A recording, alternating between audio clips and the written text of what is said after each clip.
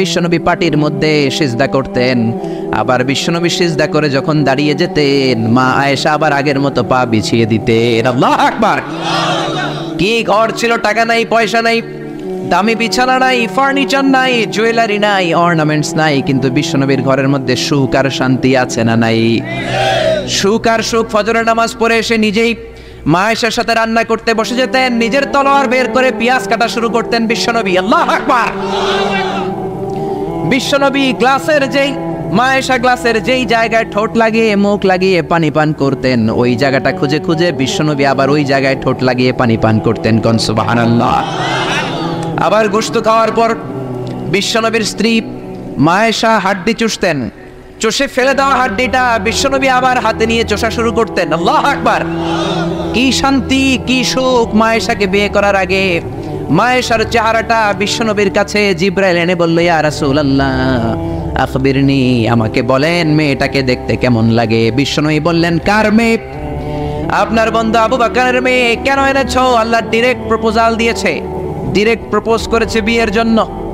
বিশ্বনবী বললেন, তাই নাকি? জিবরাইল বললেন, হ্যাঁ ইয়া রাসূলুল্লাহ, আমি হলাম বিয়ের ঘটক, আল্লাহ হলেন বিয়ের কাজী। বিশ্বনবী বললেন, তুমি যদি বিয়ের ঘটক হও, আল্লাহ যদি হয় কাজী, আমি মুহাম্মদ রাজি। আল্লাহু আকবার। বিয়ে হয়ে গেল, ঘরে দামি কিছু নাই, ফার্নিচার নাই, টাকা পয়সা নাই, কিন্তু বিশ্বনবীর ঘরের মধ্যে সুখ আছে না নাই? বিবিদেরকে এত ভালোবাসতেন, কোনোদিন মারামারি করেন নাই, যৌতুকের জন্য পিটান নাই, কোনোদিন গায়ে হাত তোলেন নাই। কোন ঠিক কিনা? এক একজনকে বিশ্বনবী প্রাণ ভরে ভালোবাসতেন। বিবিরাও বিশ্বনবীর কাছে আবদার করতেন, নানা ধরনের আবদার। বিশ্বনবী সেগুলো পূরণের চেষ্টা করতেন। আবার মাঝে মাঝে রাত্রিবেলা মা আয়েশার সাথে দৌড়াদৌড়ির প্রতিযোগিতা করতেন। কোন সুবহানাল্লাহ। সহিহ হাদিস, মা আয়েশা তখন চিকন ছিল। তাহাজ্জুদের সময় বিশ্বনবী উঠে মা আয়েশারে বললেন, আয়েশা ও আমার কলিজার টুকরা হুমায়রা। মা আয়েশাকে আদর করে বিশ্বনবী হুমায়রা বলতেন। হুমায়রা মানি যেই মহিলা রেগে গেলে, খুশি হয়ে গেলে, রাগের চোটে, খুশির চোটে দুইটা গাল আনার ফলের মতো টকটকে লাল হয়ে যায়। কোন সুবহানাল্লাহ। মা আয়েশা রেগে গেলে গালগুলো লাল হয়ে যেত, গাল দুইটা টকটকে লাল আকার ধারণ করতো। বিশ্বনবী তাকে হুমায়রা বলতেন, হুমায়রা মদিনাতে কেউ জেগে নাই, চলো না আমরা দৌড় দৌড় খেলি। মা আয়েশা মহা খুশি, কারণ সব বিবিরাই চায় স্বামীরা একটু রোমান্টিক হোক। কোন ঠিক কিনা? সব বিবিরাই চাক স্বামী আমার দিকে স্পেশাল নজর দেখ। সব বিবিরা চায় স্বামী আমাকে নিয়ে পারলে একটু রেস্টুরেন্টে ঘুরতে যাক, স্বামীরা পারলে আমার একটু বেড়াতে নিয়ে যাক। এরকম আবদার বিবিদের কাছে আছে না নাই? কিন্তু এমনও অনেক স্বামী খুঁজে পাবেন বছরের পর বছর যায়, বিবিরে সালামও দেয় না, আছে না নাই? খিটখিটে মেজাজ দেখায়, ধমক দেয়, আবার যৌতুকের জন্য পিটায়, আছে না নাই? জোরে বলেন, আছে না নাই? শয়তান দিল যৌতুক, কোরআন দিয়েছে মোহর। আমরা এখন মোহর ছেড়ে দিয়ে যৌতুকের পেছনে হাঁটি। জোরে বলেন ঠিক কিনা? যৌতুকের চেয়ে জঘন্য অপরাধ সমাজে নাই। কুকুরের গোশত খাওয়া যত গুনাহ, যৌতুক তার চেয়েও বেশি গুনাহ। ঠিক কিনা? কুকুরের গোশত খেলে একটা গুনাহ হয়, হারাম খাওয়ার গুনাহ হয়, কিন্তু যৌতুক খেলে দুইটা গুনাহ হয়। এক হলো হারাম খাওয়ার গুনাহ, দুই হচ্ছে শ্বশুর বাড়ির উপরে জুলুম করার গুনাহ। জোরে বলেন ঠিক কিনা? মা আয়েশা বললেন, ইয়া রাসূলুল্লাহ আমি দৌড়াদৌড়িতে রাজি। বিশ্বনবী বললেন, লেটস স্টার্ট দ্য কম্পিটিশন, চলো কম্পিটিশন শুরু করে। ওই যে মদিনার মসজিদের পাশে বড় একটা পিলার দেখা যায়, ওই পিলারের মধ্যে কে যে আগে ধরতে পারে রে আয়েশা, চলো আমরা দৌড় দেই। বিশ্বনবী বললেন, ওয়াহিদ ইসনাইন তালাতা, 1 2 3 লেটস গো, চলো দেই দৌড়। বিশ্বনবী অপেক্ষাকৃত মোটা ছিলেন, মা আয়েশা চিকন ছিলেন। মা আয়েশা দৌড় দিলেন, বিশ্বনবীকে পেছনে ফেলে ওই পিলার ধরে মা আয়েশা ফার্স্ট হয়ে গেলেন। কোন সুবহানাল্লাহ। মা আয়েশা মহা খুশি, খিলখিলিয়ে হাসছেন। বিশ্বনবী মুচকি হাসতেন। আমার নবী কখনো খিলখিলিয়ে হাসেন নাই, আমার নবী সব সময় মুচকি হাসতেন। মুচকি হাসলে বিশ্বনবীর ঠোঁটও দেখা যেত, হালকা একটু দাঁতও দেখা যেত। পরে আল্লাহু আকবার। সব সময় তিনি তাবাসসুম পছন্দ করতেন। বিশ্বনবী বললেন, ঠিক আছে, আনতিল ফাইজা, তুমি বিজয়ী হয়েছ। তার ঠিক 6 বছরের পরের ঘটনা। এই 6 বছরের ব্যবধানে মা আয়েশার আগের মতো চিকন নাই, মা আয়েশারে মোটা বানিয়ে দিয়েছে কে?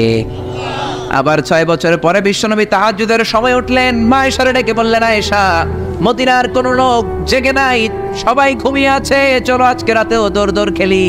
মা আয়েশা বললেন আমি রাজি, চলেন শুরু করে দেই। বিশ্বনবী আবার ওই জায়গায় যেয়ে দাঁড়ালেন, বললেন ওই যে মসজিদে নববীর পিলার দেখা যায়, কে কার আগে পিলার ধরতে পারে? রেডি, আমরা শুরু করে দেই, 1 2 3 স্টার্ট, গো। বিশ্বনবীও দৌড়, মা আয়েশাও দৌড়, জনমের দৌড়, আইজও দৌড়, কাইলও দৌড়। কে কারে হারাতে পারে? বিশ্বনবী আগের মতোই আছেন, কিন্তু মা আয়েশারে মোটা বানিয়ে দিয়েছে কে? এবার আর বিশ্বনবী চান্স দেন নাই মা আয়েশারে। বিশ্বনবী ওই দিন আসলে ইচ্ছা করে হারেন নাই, মা আয়েশারে জিতানোর জন্য দেরিতে গিয়েছেন। কোন ঠিক কিনা? আমার নবী যদি শক্তি দিয়ে দৌড়ায়, নবীর সাথে কেউ দৌড়ে জিততে পারে না, জোরে বলেন ঠিক কিনা? মদিনাতে বিশ্বনবী যখন ঘোড়া হাঁকাতেন, সাহাবীরা বলতেন 1 মিনিটের মধ্যে, আধা মিনিটের মধ্যে বিশ্বনবীর ঘোড়া যে কত সামনে চলে যেত। সামনে আমরা ধোঁয়ার বালি দেখতাম, বিশ্বনবীরে খুঁজে পাওয়া যেত না। আল্লাহু আকবার। আবার তিনি যখন ওট হাঁকাতেন, পাগলের মতো বাতাসকে পেছনে ফেলে ওটগুলো দৌড়াতো। আতবা আর কসওয়া, আতবা আর কসওয়া, এই দুইটা ওট নবী ব্যবহার করতেন। নবী কি ব্যবহার করতেন এগুলো জানেই না। সালমান খান কোন ব্র্যান্ডের টিস্যু দিয়া টয়লেটে যায় এটাও জানে। কোন নায়ক কি করে, সাকিব আল হাসান কোন ড্রিঙ্কস খায় এরকম মাসেল বানাইছে, সবার মুখস্থ আছে না নাই? এরপরে মাশরাফি কেমনে পেস বল করে, ওই প্র্যাকটিস আছে না নাই? কে কেমন কি করে সব মুখস্থ, কিন্তু নবীরা কেমন চলতেন, নবীদের সুনান কি ছিল এটা আমাদের জানা নাই। জোরে বলেন ঠিক কিনা? বিশ্বনবী যদি দৌড়ের মতো দৌড় দেয় কেউ পারে না, এমন শক্তি আল্লাহ বিশ্বনবীর মাসলের মধ্যে দিয়েছেন। কাউরে একবার ধরলে খবর আছে না নাই? মক্কার সবচেয়ে বড় কুস্তিগিরের নাম হলো রুকানা। রুকানার সাথে কুস্তিতে কেউ পারে না। সাহাবীরা বললেন ইয়া রাসূলুল্লাহ, ইয়া হাবিবাল্লাহ, কোনদিন আপনি রুকানার কাছে যাবেন না, কেননা রুকানা হলো সব চাইতে বড় কুস্তিগির, রুকানা কুস্তি দিলে আপনি পারবেন না। কিন্তু বিশ্বনবীর দাওয়াত তো কোনো গুটি কয়েক মানুষের জন্য নয়, সবার জন্য, ঠিক কি না? সবার জন্য দাওয়াত দিতে হবে। বিশ্বনবী ফজরের নামাজের পরে সাহাবাদের চোখকে ফাঁকি দিয়ে রুকানার কাছে চলে গেল। রুকানার কাছে যে বলল ইয়া রুকানা আসলিম তাসলাম, ইসলাম ধর্ম গ্রহণ করো, শান্তি দিবে কে? রুকানা বলে ধর্ম গ্রহণ করব না, একটা শর্তে করতে পারি, কুস্তিতে মুসারাআতে যদি আমাকে হারাতে পারো, আমাকে যদি কুস্তি খেলে হারিয়ে দিতে পারো, তাহলে আমি কালিমা পড়ে নেব। বিশ্বনবী বললেন আমি তো কুস্তি লাগি না, আমি কাউরে মারি না, তবে জাহান্নামের মাইট থেকে বাঁচানোর জন্য আমি এসেছি। বলেন ঠিক কি না? রুকানা বলে না না, আমি রাজি হব না, আমাকে হারিয়ে দিতে পারলে তবেই আমি কালিমা পড়তে রাজি। বিশ্বনবী দয়ার নবী, মায়ার নবী, একটা লোক যদি জাহান্নামের আগুন থেকে বাঁচে, এইটা বিশ্বনবী বেশি বেশি চাইতেন। বিশ্বনবী রাজি হয়ে গেলেন। এবার কুস্তি লাগার পালা। রুকানা একটা হাফ প্যান্ট পরে পজিশন নিচ্ছে। রেসলিং খেলা দেখেন নাই? ডোনাল্ড ট্রাম্পের ট্রাম্প টাওয়ারের ভিতরে এডি খেলে, গায়ের মধ্যে তেল মেখে কুস্তিতে পজিশন নিচ্ছে। বিশ্বনবী পজিশন নেয় না, রুকানা লাফায়, আমার নবী লাফায় না। বিশ্বনবী রুকানারে ডেকে বলল রুকানা লাফাও কেন? রুকানা বলে এই খেলা খেলতে হলে সবার লাফাতে হয়, তুমি লাফাও না কেন? মোহাম্মদ তুমিও লাফাও। বিশ্বনবী বললেন আমি লাফালাফি পছন্দ করি না। আমার নবী সেলাইবিহীন লুঙ্গি ব্যবহার করতেন। সেলাই ছাড়া লুঙ্গি পরে যদি কেউ লাফালাফি করে, বাতাসে সতর খুলে যাওয়ার সম্ভাবনা আছে না নাই? বিশ্বনবী লাফালাফি করেন না, দাঁড়িয়ে আছেন। রুকানা বলে মোহাম্মদ তুমি আগে বক্সিং মারো। বিশ্বনবী বললেন আমি কাউরে মারি না, কারণ আমারটা খাইয়া হজম করার যোগ্যতা কারো নাই, ঠিক কি না? বিশ্বনবী বললেন আমি মারবো না, তুমি মারো। রুকানা বলে তুমি মারো। রুকানারাও রাজি করাতে পারেন না। বিশ্বনবী বক্সিং মারেন নাই। বিশ্বনবীর মুবারক ডান হাতটা নিয়ে রুকানার বাম কাঁধের মধ্যে টাচ করে বিশ্বনবী বললেন ও রুকানা, এত লাফাও কেন, এত লাফাও কেন? বিশ্বনবী ডান হাত দিয়ে কাঁধের মধ্যে ধরতে দেরি, মুহূর্তের মধ্যে রুকানা বেহুশ হয়ে যায়। আল্লাহু আকবার। সবাই রুকানার মাথার মধ্যে পানি ঢালে হুশ করে বলে রুকানা তুই তো বড় শেয়ানা। ওরে রুকানা তুই তো বড়, তোর শেয়ানাগিরি গেল কই? আব্দুল্লাহর বেটা মুহাম্মদ তোরে খুশি দেয় নাই, কিক মারে নাই, বক্সিং মারে নাই, শুধু একটু ধরেছে, বেহুশ হলি কেন? রুকানা বলে আরে তোরা তো জানিস না, তোরা কিছু দেখিস নাই, তোরা দেখেছিস মুহাম্মদ হাত দিয়ে আমার গায়ের মধ্যে ধরেছে। আসলে ওইটা হাত ছিল না, আমার মনে হয় গোটা উহুদ পাহাড়টা এসে আমার কাঁধের উপরে চেপে বসেছে। জোরে কোন সুবহানাল্লাহ। বিশ্বনবী রুকানাকে বললেন রুকানা তুমি তো হেরে গেলে, এবার কালিমা পড়ো। কয় না না আমি রেডি আছিলাম না, তুমি আগে ধরছো। মুনাফিকেরা মিথ্যা বলে, জোরে বলেন ঠিক কিনা? কাফিরেরা মিথ্যাবাদী হয়। বিশ্বনবী বললেন ঠিক আছে তাহলে আবার লাগবো। রুকানা বলল তুমি মারো। বিশ্বনবী বললেন প্রথমটা আমি মেরেছি, এইবার তুমি মারো। রুকানা বলে আমি মারবো না, তুমি মারো। বিশ্বনবী আবার রুকানাকে ধরলেন। মুহূর্তের মধ্যে রুকানা আবার বেহুশ হয়ে যায়। সুবহানাল্লাহ কইতে বললেন না?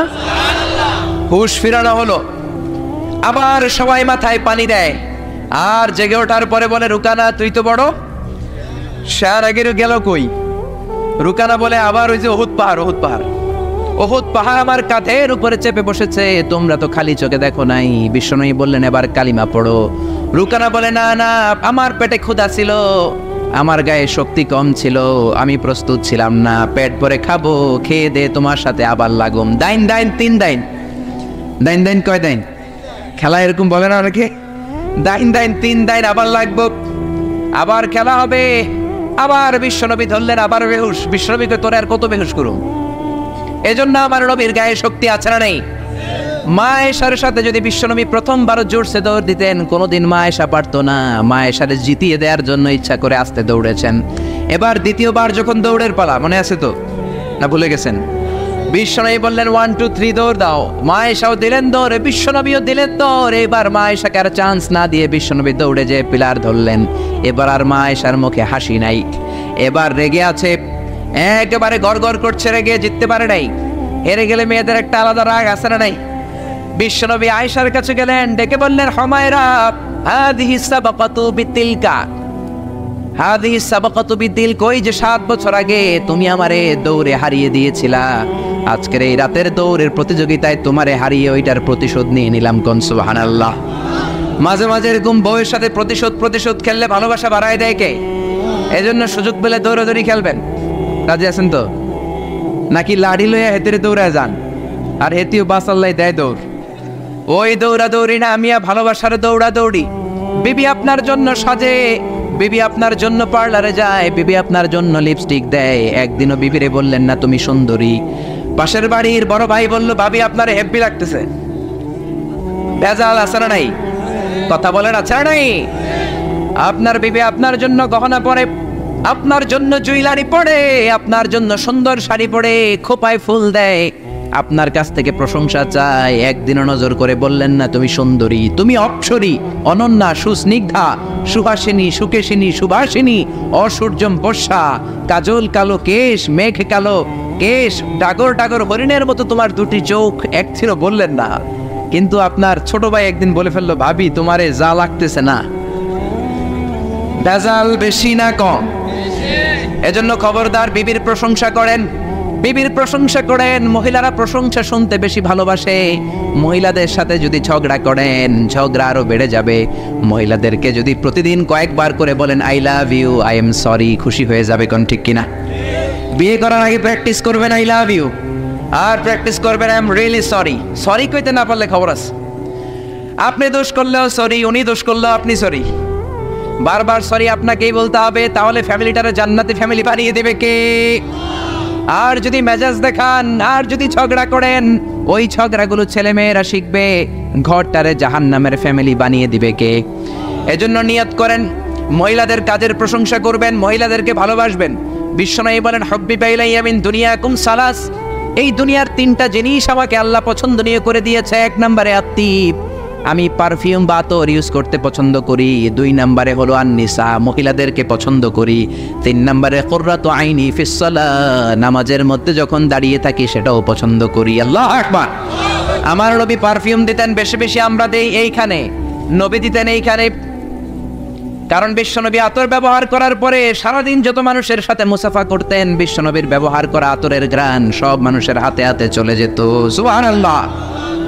আবার বিশ্বনবী মহিলাদেরকে ভালোবাসতেন, আবার বলতেন আল্লাহ আমার কোন ছেলে সন্তান বাঁচিয়ে রাখে নাই, শুধু মেয়েগুলোরে বাঁচিয়ে রেখেছে। আবার ফাতেমার ব্যাপারে বলতেন ফাতিমা তু বিদউম মিন্নি, ফাতেমা আমার কলিজার টুকরা, যে ফাতেমারে কষ্ট দেয় সেজন্য আমারে কষ্ট দেয়, সেজন্য যে ব্যক্তি ফাতেমার মুখের মধ্যে হাসি ফুটিয়ে দেয় সেজন্য আমি বিশ্বনবীর মুখের মধ্যে হাসি ফুটিয়ে দেয়। আল্লাহু আকবার। এই জন্য নারীদের প্রশংসা করতে রাজি আছেন তো? স্ত্রীর সাথে ভালো সম্পর্ক রাখতে রাজি আছেন তো? এক ওয়াজে একজন মোটিভেটেড হয়েছে আলোচনা শুনে যে না, বিবির প্রশংসা করতে হবে, আজীবন তো খারাপ আচরণ করলাম, আজকে যে একটু প্রশংসা করে দেখি। বাড়িতে চলে গেছে, বিবির প্রশংসা করবে। বিবি খাবার দিয়েছে, খেতে বসেছে, স্বামী খায় আর বিবি বসে বসে দেখছে, স্বামী মিটমিট করে হাসে। বিবি বলে ওয়াজ থেকে আসছো, এবার খাবার খাচ্ছ, ভালো কথা, মিটমিট করে হাসো কেন? বিবি বলে মিটমিট করে হাসো কেন সেটা বলো। স্বামী কয় মিটমিট করে হাসি হচ্ছে, এর কারণ হচ্ছে আজকে যে খাবারটা খাচ্ছি রান্নাটা এত মজা হয়েছে না, এত মজার রান্না আমার জীবনে খাই নাই। রান্না মজা হয়েছে শুই না, বিবি তেলে বেগুনে জ্বলে উঠছে, কি রান্না মজা হয়েছে। 10 বছর ধরে রান্না করে খাওয়ায় একদিনও রান্নার প্রশংসা করলা না। আজকে পাশের ঘরের ভাবি একটু গরুর গোশতের তরকারি পাঠাইছিল, ওইটা দিয়েই ডিনার দিছিলাম, রাতের খাবার দিছি, রান্না বান্নার করি নাই। ওই রান্না তোমার এত ভালো লাগছে, খাও জনমের খাওয়া, আর রান্না করবো না তোমার জন্য। এজন্য প্রশংসা করবেন খুব ভালো কথা, কিন্তু জেনে বুঝে প্রশংসার দরকার আছে না নাই? বিবির সাথে যদি ভালোভাবে প্রশংসা করেন, ভালো আচরণ করেন, ফ্যামিলিটারে সুন্দর বানিয়ে দিবে কে? বিবির চেহারার দিকে রহমতের নজর দিয়ে তাকালে চোখের সগীরা গুনাহগুলো মাফ করে দেয় কে? আবার বিবির হাতের সাথে যখন আপনার হাতটা আপনি মিলান, 2 হাতের সগীরা গুনাহ মাফ করে দেয় কে? এজন্য সম্পদ দেখলেই মনে করবেন না মহা সুখে আছে, দুঃখেও থাকতে পারে। বিশ্বনবীর ঘরে সম্পদ ছিল না, কিন্তু সুখ আছে না নাই? বলছিলাম ডোনাল্ড ট্রাম্প পৃথিবীর অনেক বড় ধনী, ধনী হলেই যে সুখ এমনটা নাও হতে পারে, কোন ঠিক কিনা? টাইমস ম্যাগাজিনের রিপোর্ট অনুযায়ী ডোনাল্ড ট্রাম্পের সম্পদের পরিমাণ হচ্ছে 3.4 বিলিয়ন ইউএস ডলার। সে হচ্ছে মাল্টি বিলিয়নিয়ার, 324 নাম্বার ধনী পৃথিবীর। এত সম্পদ আল্লাহ তারে দিয়েছে। রিয়েল এস্টেটের বিজনেস দিয়ে সে এত বড় ধনী হয়েছে, ডলার দিয়ে সে সব ভোট কিনে নিয়েছে, জোরে বলেন ঠিক কিনা? হাজার হাজার কোটি টাকার মালিক। Trump Tower, Trump Taj Mahal, Trump Hotel, অভাব নাই। ট্রাম্প হোটেল একটা তার আছে প্রায় 50-60 তলা। ওই হোটেলের যতগুলা জানলা আছে সবগুলা জানালা 24 ক্যারেটের গোল্ড দিয়ে বানানো, জোরে কোন নাউযুবিল্লাহ। এরকম সম্পদের পাহাড় করেছে। কিন্তু সম্পদের পাহাড় করলেই তোমার সব কথার সাথে আমরা একমত নই। নির্বাচনে জেতার আগে সে ঘোষণা দিয়েছিল মুসলিম ইমিগ্রেন্টদেরকে সে দেশ থেকে বের করে দিবে, জোরে কোন ঠিক কিনা? নিজের ইতিহাসকে সে ভুলে গিয়েছে, মুসলমানদেরকে খেদায় দিতে চায়। ডোনাল্ড ট্রাম্পের বাপ দাদা কিন্তু আসল আমেরিকা নয়, ওর বাবা এসেছে জার্মানি থেকে, ওর বাবা হচ্ছে জার্মান, মা হচ্ছে স্কটিশ, স্কটল্যান্ড থেকে এসেছে। আপনারা জানেন জার্মানি হচ্ছে ইউনাইটেড স্টেটস অফ আমেরিকা থেকে 8000 কিলোমিটার দূরে। তোর বাবা এসেছে 8000 কিলোমিটার দূর থেকে আমেরিকায়, মা এসেছে স্কটল্যান্ড থেকে আমেরিকায়। মুসলমানদেরকে খেদানোর জন্য তোর চুলকানি বাড়ছে, জোরে কোন ঠিক কিনা? এজন্য এসব কথা বলো না, নিজের দেশের জনগণের সেবা শুরু করে দাও। সাইয়েদনা ওমরে ফারুকের জীবনী পড়া শুরু করে দাও। বিশ্বনবীর জীবনী পড়ে যদি আমেরিকার 4টা বছর কাটাও, তোমার জীবনটারে সুন্দর করে দিবে কে? আবার মুসলমানদেরকে সন্ত্রাসী উপাধি দেওয়ার জন্য সে সেরা। এক একটা বড় মুনাফিক, এক একটা আমেরিকার প্রেসিডেন্ট। বিল ক্লিন্টন ছিল এক মুনাফিক, তারপরে এসেছে জর্জ ডব্লিউ বুশ, আরেক বড় মুনাফিক। এরপরে গত টার্মে এসেছে বারাক ওবামা। ওর একটা প্রোগ্রামে আমি নিজেও ছিলাম, ও যে কত বড় মুনাফিক কল্পনাও করতে পারবেন না। আর সব মুনাফিকদের হারিয়ে মুনাফিকদের সর্দার আব্দুল্লাহ ইবনে উবাই ইবনে সালুলের চেহারায় এসেছে ডোনাল্ড ট্রাম্প, জোরে বলেন ঠিক কিনা?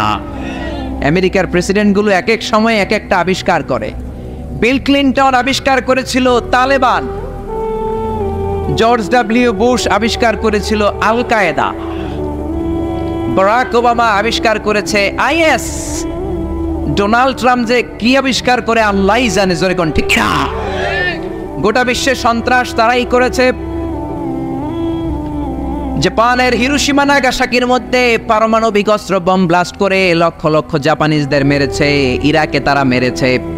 আবার আফগানিস্তানকে ছিন্ন বিচ্ছিন্ন করেছে ওই আবু গারিব কারাগারের কথা এখনো আমরা ভুলি নাই, ঠিক না? গুয়ান্তানামো বে কারাগারের কথা, যেখানে নির্মমভাবে মুসলমানদেরকে হত্যা করা হয়েছে, এখনো আমরা ভুলি নাই, কোন ঠিক কিনা? গুয়ান্তানামো বেতে যখন হত্যা করা হয় তখন সন্ত্রাস হয় না, তখন টেরোরিজম হয় না, তখন মানবাধিকার লঙ্ঘন হয় না। সব মানবাধিকার লঙ্ঘন করে মুসলমানেরা, জোরে কোন ঠিক কিনা? এজন্য তোমার জন্য ভালো হবে Donald Trump read all the biography of the last messenger, read and scan all the biography of the second caliph of Islam, ওমরে ফারুক। ওমরে ফারুকের জীবনী পড়ে যদি আমেরিকা চালাও, বিশ্বনবীর জীবনী পড়ে যদি আমেরিকা চালাও, আমেরিকাটাকে ঠিকই আল্লাহ সুপার পাওয়ার রাখবে, জোরে বলেন ঠিক কিনা? তা না হলে এমনও হতে পারে ডোনাল্ড ট্রাম্পের মাধ্যমেই আমেরিকার এই সুপার পাওয়ার ক্ষমতা ধ্বংস হয়ে রাশিয়া বা চীন পরাশক্তি হয়ে পৃথিবীতে আবির্ভাব করতে পারে। জোরে বলেন ঠিক কিনা? বিশ্বনবী পৃথিবীতে এসেছেন পরিবর্তনের জন্য। তিনি কোনো জায়গায় খারাপ কিছু দেখলেই পরিবর্তন করে দেন। এক সাহাবাকে জিজ্ঞেস করলেন কিনা মাসমুদ, সে বলে ইসমি হাসান, আমার নাম হলো হাসান। হাসান মানে দুশ্চিন্তা। হাসান মানে, বিশ্বনবী বললেন হাসান কারো নাম হতে পারে? দুশ্চিন্তা এটা একটা নাম হইল? বিশ্বনবী বললেন তোমার নাম আজকে থেকে হাসান নয়, আজকে থেকে তোমার নাম সাহাল। কি নাম? সাহাল মানে সহ সাহাল মানে? সে বলে না ইয়া রাসূলুল্লাহ, আমার বাপ চাচা নাম রাখছে আজাদ, এটা আমি স্যার মনে আছে। বিষ্ণু বললেন আসলে যা। তো সে বাড়িতে চলে গেল। যাওয়ার পর থেকে ওই যে দুশ্চিন্তা তার আর পিছু ছাড়েন। তার ব্যবসায় লস, তার চাকরিতে লস, ওর পেটে ব্যথা, ওর মাথায় ব্যথা, ওর জ্বর, ওর মেয়ে কান্দে, ওর বউ দৌড়ায়, ওর পোয়ায় আমি মরুন। কষ্ট আর জ্বালা ছাড়েই না। সবাই বলে ওই যে বিষ্ণুবী তোমার একটা সুন্দর নাম দিয়েছিল আনো নাই, এর বদলা তো যাও আবু কাসেম আপচে নামটা চেঞ্জ করে আছে। হাসান ফিরে গেল বিষ্ণুবীর কাছে, যে বলে ইয়া রাসূলুল্লাহ আমার হাসান নামের দরকার নেই, গোষ্ঠী কিলাই আজাদ, আপনি কি নাম কইছিলেন ওটা কোন আবার? বিষ্ণুবী বলে আমি বলছিলাম আন্তা সাহাল। সাহাল মানে সহজ, সাহাল মানে? বিষ্ণুবীর কাছ থেকে নাম চেঞ্জ করে সাহাল নিয়ে আসলো। সাহাল বলে যেদিন থেকে আমি নাম চেঞ্জ করেছি ওই দিন থেকে আমার জীবনের সব কাজগুলো সহজ করে দিয়েছে। কে? ইনমি ছিলেন, খালি চেঞ্জ করে দিলেন। চেঞ্জ করে দিতেন। এক নারীকে জিজ্ঞেস করলেন মাসমু কি, হোয়াটস ইউর নেম? সে বলে আমার নাম আসিয়া। আসিয়া মানে অবাধ্য। বিষ্ণু বলেন এটা একটা নাম হইলো? তোমার নাম আজকে থেকে জামিলা। জামিলা মানে সুন্দরী, বিউটিফুল লেডি। জামিলা মানে সুন্দরী। সে নাম চেঞ্জ করে জামিলা নিয়ে নেন। সবাই বলল যেদিন থেকে বিষ্ণুনবী তার নাম জামিলা করেছে ওই দিন থেকে মরার আগের দিন পর্যন্ত এই মহিলার সৌন্দর্যে কোনোদিন ভাটা পড়ে না। আবার বিশ্বনবী মক্কা থেকে মদিনায় হিজরত করতে গেলেন। বিশ্বনবী বললেন মাসমু হাযিহিল আরদ, এই জমিনের নাম কি? সবাই বলল এই জমিনের নাম ইয়াসরিব। কি নাম? মদিনার আগের নাম ইয়াসরিব। ইয়াসরিব মানে to take revenge from someone, কারো থেকে প্রতিশোধ নেয় আছে। বিশ্বনবী বললেন আমি যেই শহরে থাকবো ওই শহরের নাম হবে প্রতিশোধ। How come? It's quite impossible. সম্ভব? আমি রহমতের নবী, ওমা আরসালনাকা ইল্লা I have sent you as a mercy for the entire universe. ও নবী আমি আপনাকে গোটা বিশ্বের জন্য রহমত করে পাঠিয়েছি। রহমতের নবী যেই শহরে থাকবো ওই শহরের নাম প্রতিশোধের শহর। আজকে থেকে এই শহরের নাম তবা কিংবা তৈবা, পবিত্র শহর। পরবর্তীতে এই শহরের নাম করা হলো মদিনাতুর রাসূল, মদিনাতুন জাবির। সুবহানাল্লাহ পড়েন। আবার বিশ্বনবী আরেক এলাকায় সফরে গেলেন। বললেন মাসমু হাযিহিল আরদ, এই এলাকার নাম কি? সবাই বলে গাদিরা। কি বলে? গাদিরা। গাদিরা মানে আরদুন লা শাজারা ফীহি ওয়ালা নাবাত, এমন শহর যে শহরে কোনো গাছ পালা লতা পাতায় ঘাস জন্মায় না। বিশ্বনবী বললেন এটা একটা নাম রাখছো তোমরা গাদিরা? এই গাদিরা নামের কারণেই তো এলাকায় কোনো গাছপালা হয় না, ওই এলাকায় কোনো গাছ হবে না। বিশ্বনবী বললেন মিনাল ইয়াউম, আজকে থেকে এই এলাকার নাম গাদিরা নয়, আজকে থেকে এই এলাকার নাম আমি চেঞ্জ করে দিলাম গাদিরা। গাদিরা মানে সবুজ। গাদিরা মানে কি? বিশ্বনবী নাম চেঞ্জ করে দেওয়ার সাথে সাথে ওই এলাকায় ঘাস লতা পাতায় সবুজ শ্যামল হয়ে গেল। এজন্য পরিবর্তন লাগবে। We have to make a change. পরিবর্তন লাগবে। এই লোক দেখানো মানসিকতা থেকে আমাদের বেরিয়ে আসতে হবে। মাহফিল কাঁপানো, মাহফিল জমানো, মাহফিল ধরে রাখা, এগুলো কোনোদিন বলবেন? বলবেন? সব হবে আমাদের একজনের কিছুর জন্য। তিনি কে? চিল্লায় বলে আল্লাকা সিররুন ইনদাল্লাহ বাইনাকা আনতা ওয়া বাইনাল্লাহ, আল্লাকা সাদাকাতুন তাখফা লা ইয়ালামুহা ইল্লাল্লাহ, আল্লাকা সিররুন ইনদাল্লাহ বাইনাকা আনতা ওয়া বাইনাল্লাহ, আল্লাকা সাদাকাতুন তাখফা লা ইয়ালামুহা ইল্লাল্লাহ। সুবহানাল্লাহ। আল্লাকা সিররুন ইনদাল্লাহ, তোমার আর তোমার আল্লাহর মধ্যে এমন কোন গোপন বিষয় আছে নাকি যেটা আল্লাহ ছাড়া কেউ জানে না? তোমার জীবনে এমন কোন গোপন দান আছে নাকি যেটা আল্লাহ ছাড়া কেউ দেখেনি? আমরা এখন দেখায় দেখায় দান করতে চাই, আছে না নাই? অমুক সমাজপতি শিল্পপতি 2 লক্ষ টাকা বলেন মারহাবা, আছে না নাই? লোক দেখ আমাকে এটা মিজানের পাল্লায় উঠালে কোনো ওজন হবে? গোপনে 1 টাকা দিয়েছেন, এটারে উহুদ পাহাড়ের সমান ওজন করে আমলনামায় তুলে দিবে কে? এজন্য সবসময় খেয়াল রাখবেন যে একজনকে আমরা দেখাতে চাই, আমরা দেখাবো একজনকে, তিনি কে? মানুষকে দেখানোর জন্য কিছু করা যাবে? আল্লাহুম্মা রযুকনা ইখলাস, আল্লাহ তুমি আমাদের ইখলাস বাড়ায়। আর জোরে পড়েন আমিন। আমরা আজকে সূরাতুল মুলক থেকে কথা শুনবো। মুলক সূরার নাম কি? এই সূরার অনেক ফজিলত আছে। এই সূরা রাত্রিবেলা যারা তেলাওয়াত করবে তাদের কবরের আযাব হবে না। কবরের কথা শুনলে ভয় লাগে না? একদিন মাটির ভেতরে হবে ঘরে মিনামান, কেন বান্ধ দালান ঘর, প্রাণ পাখি উড়ে যাবে পিঞ্জর ছেড়ে,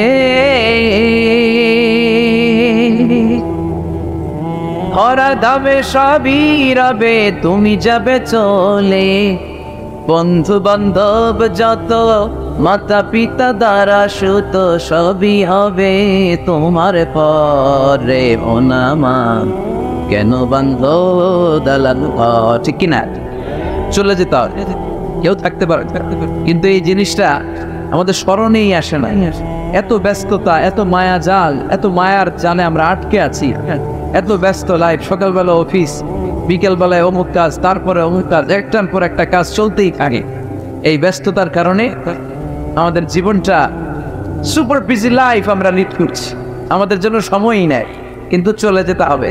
এজন্য সাইয়েদনা ওমর ফারুক বলছেন, মুতু ক্বাবলা আন তামুতু, মরার আগে একবার মরো, হাসিবু ক্বাবলা আন তুহাসাবু আলাইকুম, তোমার হিসাব নেওয়ার আগে তুমি তোমার একবার হিসাব নাও। ওই আমাদের প্রত্যেকের নিজের একটা হিসাব আছে না নাই? কথা বলেন, নিজে খাতা কলমের মধ্যে একটু লিস্ট করবেন যে আমি জীবনে এই ভালো কাজ করেছি, এই খারাপ কাজ করেছি, আসলে আমার অবস্থানটা কই হওয়া উচিত। নিজে খাটের মধ্যে একবার শটান হয়ে মরার মতো শুয়ে থাক, ভাববেন যে মরে গেছি। ভাবেন না কি হবে? ছেলেমেয়েরা কান্না করবে, আত্মীয় স্বজন কান্না করবে, মাইকে অ্যানাউন্সমেন্ট হবে, অমুক এলাকার অমুক ভাই আমাদের মাঝে দুনিয়ায় না। বিশাল দেবিদ্বারের ময়দানে আপনার জানাজা হাটিয়াতে করে নিয়ে যাওয়া, শুয়ে শুয়ে ভাববেন।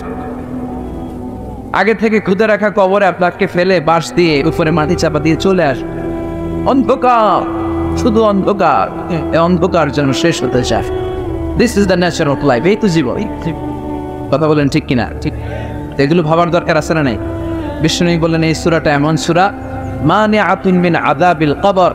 এই সূরা মুলক যারা তেলাওয়াত করবে তাদের কবরে কোনো আযাব হবে। আজকে থেকে সূরাতুল মুলকের তেলাওয়াত করা যাবে?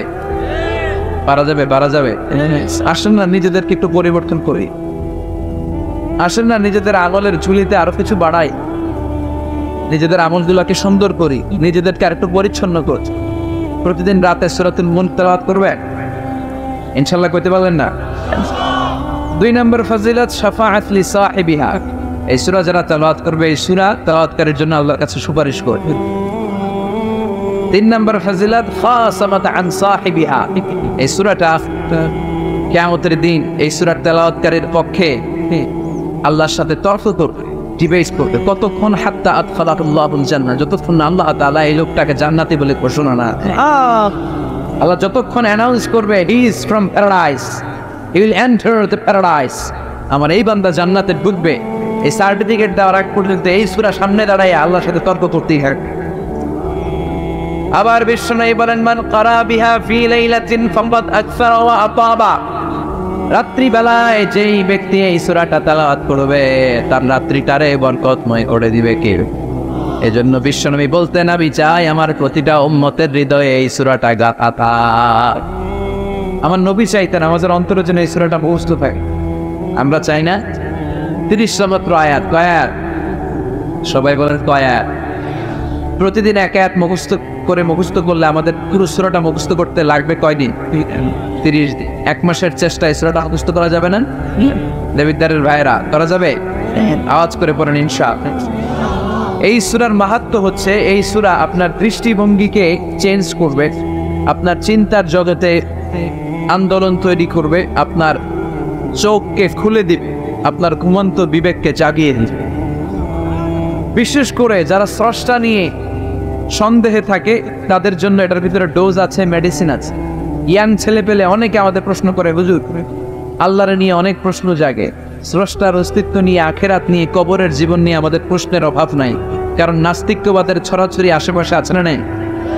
ইয়াং যারা আছে তোমাদেরকে একটা বই পড়ার সাজেস্ট আজকে আমি করে যাই। বইটার নাম অনেকে জানে, প্যারাডক্সিক্যাল সাজিদ। কিনা? লেখক হচ্ছে আরিফ আজাদ। লেখক কে? আরিফ আজাদ। বইটার নাম প্যারাডক্সিক্যাল সাজিদ।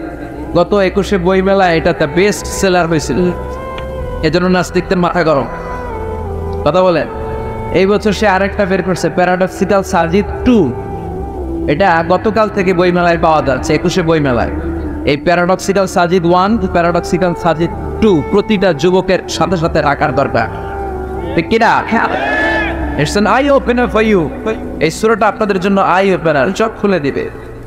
একটু চিন্তা করলেই বুঝবেন যে নাস্তিকদের যুক্তিগুলো খুবই হালকা। ওরা স্রষ্টাকে মানতে চায় না, আল্লাহরে মানতে চায় না। কারণ ওরা বলে আনসিন ইজ নাথিং, যেটারে দেখি না ওইটা মানি না। নাউজুবিল্লাহ পড়বেন না? কিন্তু ওরা ওদের জীবনে অনেক কিছু দেখে নাই, ওরা মানে না। কথা কন। আচ্ছা, আপনি আপনার জীবনে সরাসরি চোখ দিয়ে আমেরিকা দেখছেন? কথা কয়নি। তা আমেরিকা যে আছে মানেন না? যারা এখনো হজে যান নাই, যারা এখনো যান নাই, কাবা ঘর নিজ চোখে সরাসরি দেখছেন? টিভিতে না, টিভিতে তো সবাই দেখছে, সরাসরি কাবা ঘর দেখছেন? তো আপনি যে দেখেন না, আপনি সৌদি আরব যে আছে, কাবা ঘর যে আছে মানেন না? নাস্তিকরা বাতাস খালি চোখে দেখে না, দেখে কিন্তু নাস্তিকরা বাতাস মানে না। Why do you believe on that? বাতাস মানুষ কেন? তোর দাদা, তোর বাবা কোনোদিন বাতাস দেখছে? তুই তোর চোখ দিয়ে কোনোদিন বাতাস দেখেছিস? Do you see the air in the atmosphere? উত্তরে বলবেন no. So why do you believe on that? বাতাস বিশ্বাস করো কেন? Do you see the migraine pain when someone feel in his head? কেউ যখন মাথা ব্যথা অনুভব করে বলে যে আমার মাথাটায় প্রচন্ড ব্যথা, ওর যে মাথা ব্যথা দেখা যায়। কথা বলেন, ভাইজানের মাথা ব্যথা প্রচন্ড দেখা যাচ্ছে। মাথা ব্যথা থাকলেও মাথার অবস্থা যা, না থাকলেও দেখা যায়। So why do you believe on that? মাথা ব্যথা দেখা যায় না তো বিশ্বাস করো কেন? এগুলো কপাল পড়া, এগুলো হচ্ছে নাম্বার 1 আদা কপাল। এদের দলিলগুলো একেবারে নড়বড়ে। কুফানগরীতে এক নাস্তিক ছিল, সে বলে বেড়াতো আমি আল্লাহরে দেখি না তাই মানি না। কুফানগরীর লোকজন বলে আমাদের এক ইমাম আছে নাম নু'মান ইবনে সাবিত, ওনার সাথে বসলে তুমি আল্লাহরে দেখতে পাবা। সে বলে তাই, তাহলে তোমাদের ইমামকে ডাকো। সাইয়েদনা ইমাম আবু হানিফা টাইম দিলেন, এই জুমার দিন, আজকে জুমার দিন না, এই জুমার নামাজের পরে ঠিক ভর দুপুরে 2টায় সবাই আমরা একত্রিত হব। নাস্তিকও আসবে, সাইয়েদনা ইমাম আবু হানিফাও আসবে। জুমার সালাতের বেরে পরে লোকের বন্যা বয়ে গেল, বাঁধ ভাঙা জোয়ার, অনেক মানুষ। নাস্তিক এসেছে, লক্ষ লক্ষ লোক এসেছে, আসে নাই ইমাম আবু হানিফা। আসে না আধা ঘন্টা, 1 ঘন্টা, 2 ঘন্টা পরে আসছে। নাস্তিক বলে এই তোমাদের ইমাম, যার কোনো সময়ের জ্ঞানই নেই, এর সাথে কিসের তর্ক? সাইয়েদনা ইমাম আবু হানিফা বলে ইনদি উযর, আমার উযর আছে। কি উযর? সাইয়েদনা ইমাম আবু হানিফা বলেন আমি ঘর থেকে বের হয়ে আসার পথে একটা নদী পার হয়ে আসতে হয়। আজকে এসে দেখি নদীর মধ্যে কোনো মানুষ টানুষ নাই, নৌকা নাই, মাঝি নাই, কিচ্ছু নাই। তো হঠাৎ দেখলাম পাশে বিশাল বড় একটা গাছ, এই গাছটা এমনি এমনি 2 ভাগ হয়ে গেল। হঠাৎ গাছ থেকে এমনি এমনি লম্বা তক্তা হয়ে গেল, এমনি এমনি তক্তাগুলো জোড়া লেগে নৌকা হয়ে গেল। আর নৌকা আমার সামনে আসলো, মাঝি ছাড়া, লগি বৈঠা ছাড়া। আমি নৌকায় যেয়ে বসলাম, নৌকাটা আমার নিয়ে টান দিয়ে সাঁ করে ওপার নিয়ে গেল। তো এই যে এই কাজগুলো আর প্রসেসিং গুলো হতে আমার 2 ঘন্টা সময় লেগেছে। নাস্তিক কয় তবে ইমাম গাঞ্জা খাচ্ছে, মাথার তার ছিঁড়া গেছে। তাহলে কোন সুস্থ মানুষ এই কথা বলতে পারে? এমনি এমনি নাকি গাছ ভেঙে তক্তা হয়, এমনি এমনি নাকি তক্তা লেগে নৌকা হয়, এমনি এমনি নাকি মাঝি ছাড়া নৌকা চলে? সাইয়েদনা ইমাম আবু হানিফা বললেন এই তো আপনি লাইনে চলে আসছে, আপনার বোঝানো এখন আমার খুব সহজ হবে। এমনি এমনি গাছ কাটে না করাত ছাড়া, এমনি এমনি তক্তা জোড়া লাগে না, নৌকা হয় না মিস্ত্রি ছাড়া, এমনি এমনি নৌকা চড়ে না মাঝি ছাড়া। তাহলে এত বিশাল বড় আকাশটা কেমন করে এমনি এমনি হবে? জমিনটা কেমন করে এমনি এমনি হলো?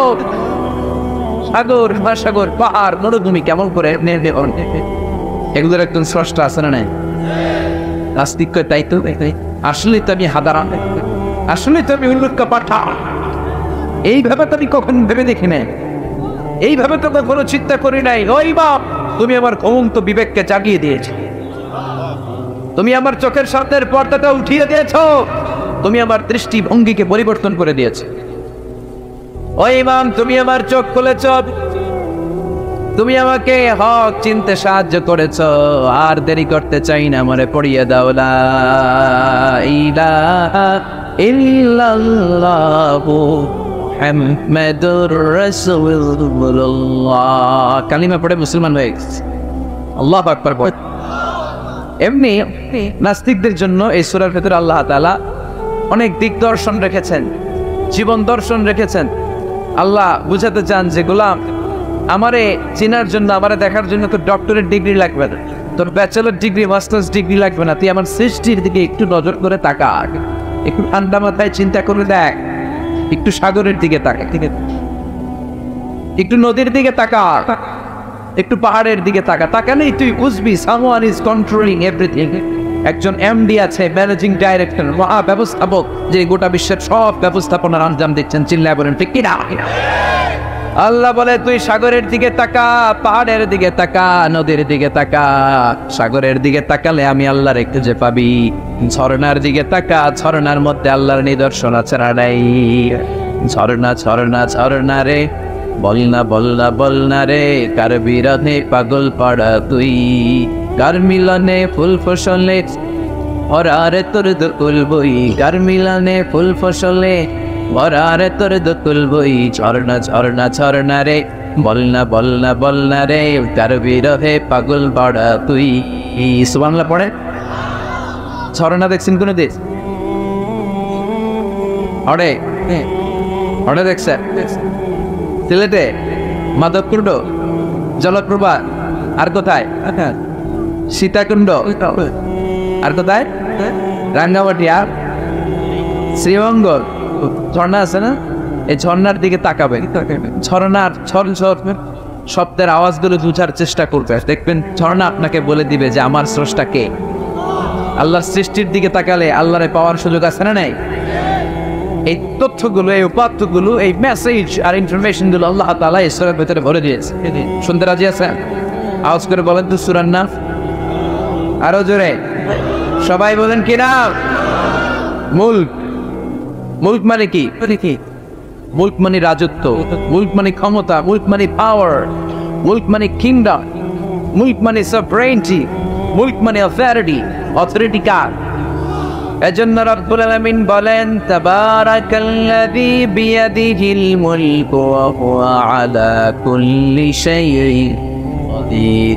সুবহান সেই সত্তা যার হাতে ক্ষমতা, আর তিনি সকল কিছুই করতে ক্ষমতাবান, সবকিছুর উপর কর্তৃত্বশীল। চিল্লায় বলেন ঠিক কিনা? তাবারাকাল্লাযী, সুবহান তিনি, বিয়াদিহিল মুলক, যার হাতে ক্ষমতা। ক্ষমতা কার হাতে? নাকি প্রধানমন্ত্রীর হাতে, র্যাবের হাতে, পুলিশের হাতে, আপনার হাতে? আপনারা তো কোন ক্ষমতা সব আঙ্গ আছে। সকল ক্ষমতার উৎস কে? সকল ক্ষমতার উৎস আল্লাহ। কিন্তু আমরা বলে থাকি সকল ক্ষমতার উৎস জনগণ। এটা যুক্তিতে টিকে না। কি ক্ষমতা আছে আমাদের? কি ক্ষমতা আছে? কোনো ক্ষমতা নাই। মানুষকে আল্লাহ তেমন কোনো ক্ষমতাই দেয়নি। যেটা দিছে এটার ক্ষমতা বলা যায় না। চিল্লায় বলেন ঠিক কিনা? আসল ক্ষমতার মালিক হলেন আল্লাহ। আমাদেরকে তো আল্লাহ দুর্বল করে বানিয়েছেন। আমাদেরকে দুর্বল করে তৈরি করেছে কে? শুধু আমরাই দুর্বল। আমি দুর্বল, আমার বাপ দুর্বল, আমার দাদা দুর্বল, আমার 14 গোষ্ঠী দুর্বল। আমরা দুর্বলের ঘরের, চিল্লায় বলে দুর্বলের ঘরের, সেই দুর্বলের ঘরের দুর্বল কয় আমরা সব ক্ষমতার উৎস। কি ক্ষমতা আছে আমার? আজকে মাহফিলের প্যান্ডেলের পেছন থেকে বলে, কেউ যদি বলে হুজুর সব, কি বলে? শব্দ। আমি আমার নানা করে দৌড় তুমি এদিকে দৌড়া, চাচা আপন প্রাণ বাঁচা। সাপ কথাটা তো মজা করে বললাম, এতে অনেকে খুঁজতেছে আসলে কি সাপ। আর আসলে যদি একটা anaconda, C snake, black mamba, king cobra, Python এসে ফস করে যদি প্যান্ডেলের একটা ঢুকতো পাওয়া যেত আরে কথা গো। তো এই হচ্ছে আমাদের ক্ষমতা। সাপ বাদ দেয়। বাবা বেন চিনেন না? না দেবীর তারা তো বাবা বেন নাই। কি করে?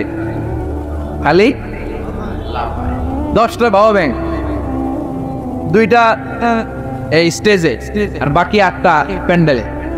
যদি ছেড়ে দেওয়া হয় বাবা ব্যাং আর কি লাভ দিবে? এর চেয়ে বড় লাভ দিবেন আপনার? বাবা ব্যাং এর চেয়ে বড় লাভ দিয়ে আমরা দৌড়াইতে শুরু। কত অসহায়, কত দুর্বল। বল্লা পোকা মৌমাছি আমাদেরকে কামড় দিয়ে উড়াল দেয়, এটা ধরে যে মারবো ওইটাও পারি না। কুত্তা এমন করে কামড়াইলে আমরা কুত্তারে কামড়াইতে পারি। কি অসহায়। পিঁপড়া কামড় দিলে আমরা কিছু করতে পারি না। কানের ভিতরে যদি কারো পিঁপড়া ঢুকে থাকে সে মজা রাখছে।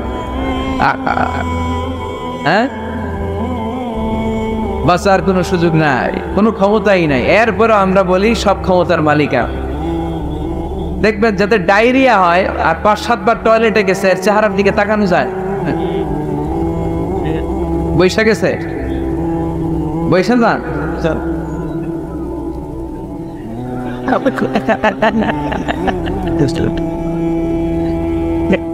তো এই হইল আমাদের অবস্থা।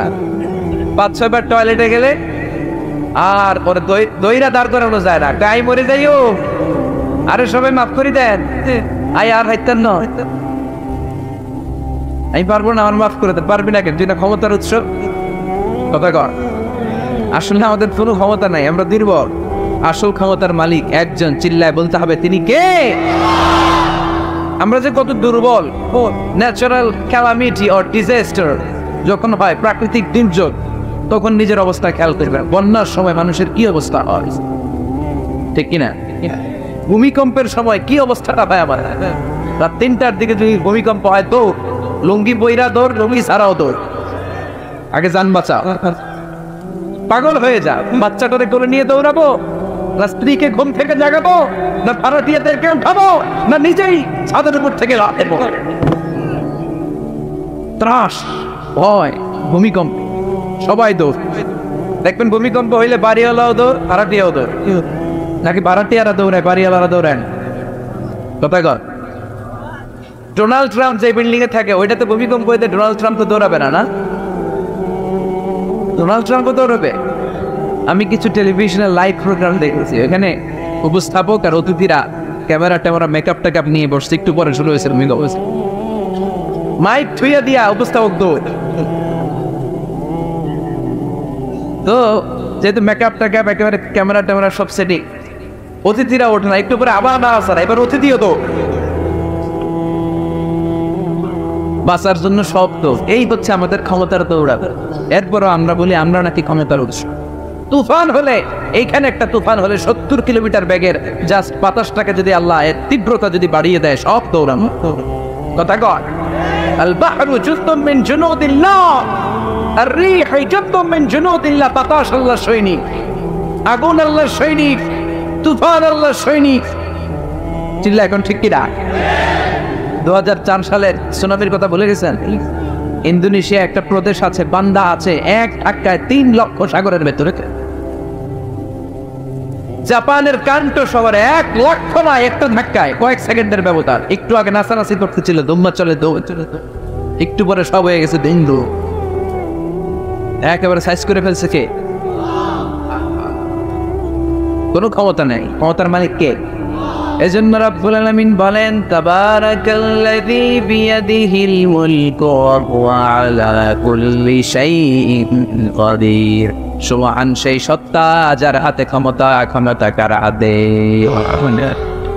কক্সবাজারে দেখবেন একটা দ্বীপ আছে, একমাত্র দ্বীপ যেটাতে পাহাড় আছে, নাম মহেশখালী।